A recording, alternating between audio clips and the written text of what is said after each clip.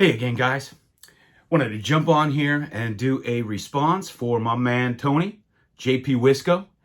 He's running a contest and he wants to know our thoughts on Ohtani and what it would take for him to get into the Hall of Fame. Tony, you posed the notion that people are comparing him to Babe Ruth, that some people say he's better than Babe Ruth. Let me just start out by saying I've been an Ohtani fan since day one. I think he's the most exciting player in baseball. I think he may be the best player in baseball right now. But I have to say that I don't believe he's more talented than Babe Ruth.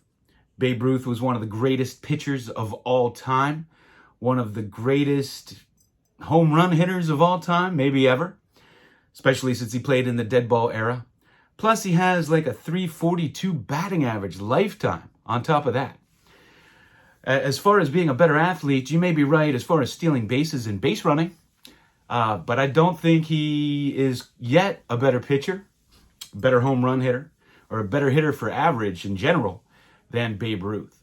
And that's coming from a huge Ohtani fan. Now, when it comes to getting into the Hall of Fame, unfortunately, because I'm really kind of against this, but you really have to play in the league for 24 years in order to amass the kinds of numbers that you need. However, there are rare exceptions. Sandy Koufax is one. Sandy Koufax played for 10 years, had arguably the best 5-year stretch of any pitcher in history. So Ohtani coming up at such a later age, I mean, Ichiro Suzuki did it.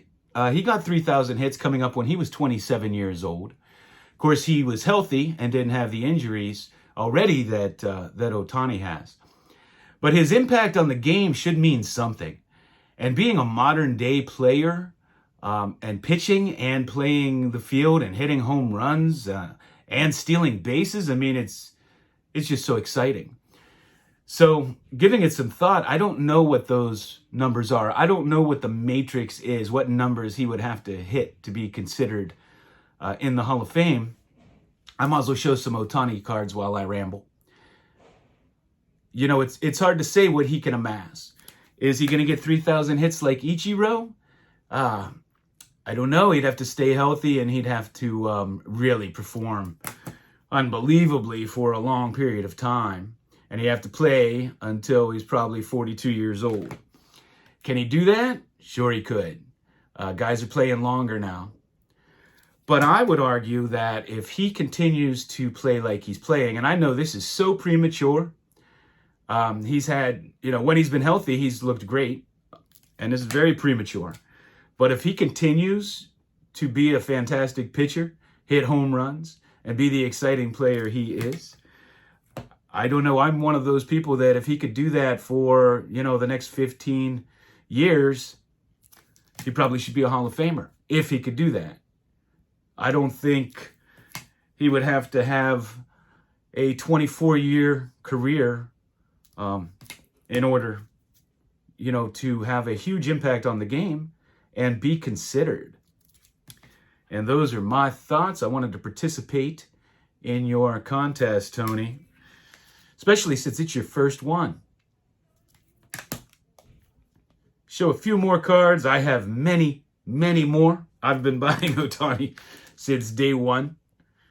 Like I said, I think he's the most exciting player in baseball right now.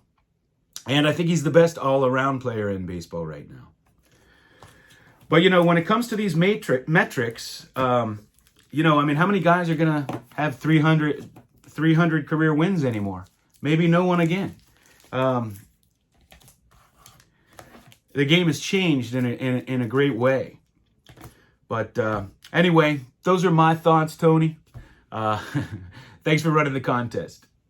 Just a few afterthoughts on this subject as well. The first 10 years of Pujols' career, we all probably would say that he had a Hall of Fame career. But the second 10 years, the second half of his career, I'm not so sure. And there are a lot of players like that. But he keeps amassing numbers and numbers and numbers. You can look at a player like Harold Baines. I don't think anybody in the first half of his career thought he was on pace for a Hall of Fame career. But the second half, he performed. And there are a lot of guys like that are kind of under the radar until they get up in years, and nobody really considered them one of the best in the game at the time. But towards the end of their career, they start to amass all these numbers, and they end up in the Hall of Fame. So just wanted to add that little tidbit of information because, a lot of players, they have, two different careers, basically. You look at Sandy Koufax when he first came up, he wasn't a very good pitcher. But I think it was like 1960, 61-ish, where he just became an outstanding, dominant, one of the greatest to ever play. And so, again, Koufax is a good example. He played half as long as Nolan Ryan. And, Nolan Ryan, if he only played 10 years, would he be in the Hall of Fame? Maybe. But we'd be talking about him far differently than we do today because of the insane numbers that he racked up. So that's my 2 cents. Thanks for watching.